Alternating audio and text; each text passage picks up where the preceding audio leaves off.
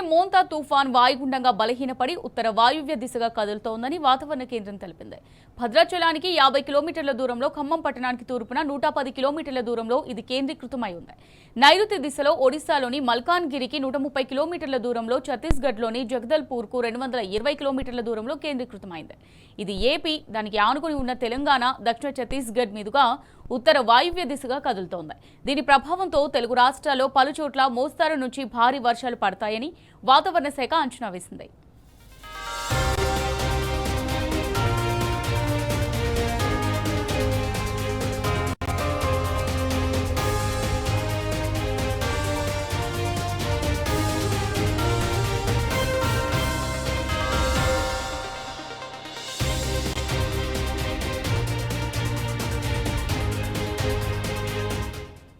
ఇక మోంతా తుఫాన్ ప్రభావంతో రాష్ట్రంలోని పలు జిల్లాల్లో కుండపోత వర్షాలు కురుస్తున్నాయి.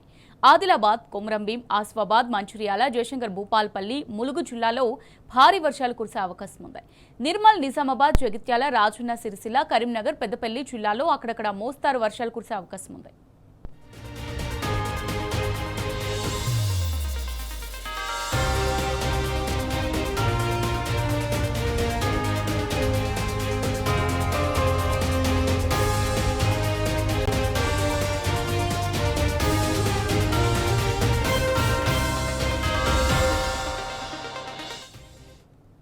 తుఫాన్ ప్రభావంతో తెలంగాణ వ్యాప్తంగా పలు జిల్లాల్లో భారీ వర్షాలు కురుస్తున్నాయి. మహబూబాబాద్, వరంగల్, హన్మకొండ, జనగామ, కరీంనగర్ జిల్లాలను భారీ వర్షాలు ముంచెత్తుతున్నాయి. వరంగల్ జిల్లా కల్లెడలో అత్యధికంగా 36.7 సెంటీమీటర్ల వర్షపాతం నమోదైనట్టు అధికారులు తెలిపారు.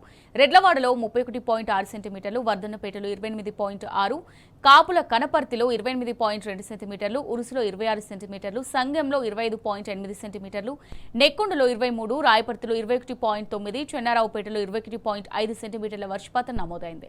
ఇక హనుమకొండ జిల్లా భీమదేవరపల్లిలో 29.25 సెంటీమీటర్లు, ధర్మసాగర్లో 23.7, గూడూరులో 26.35, సిద్దిపేట జిల్లా హుస్నాబాద్లో 24.73, కరీంనగర్ జిల్లా బోర్నపల్లిలో 27.7, జనగామ జిల్లా మల్కాపూర్లో 22.2 సెంటీమీటర్ల వర్షపాతం నమోదైంది.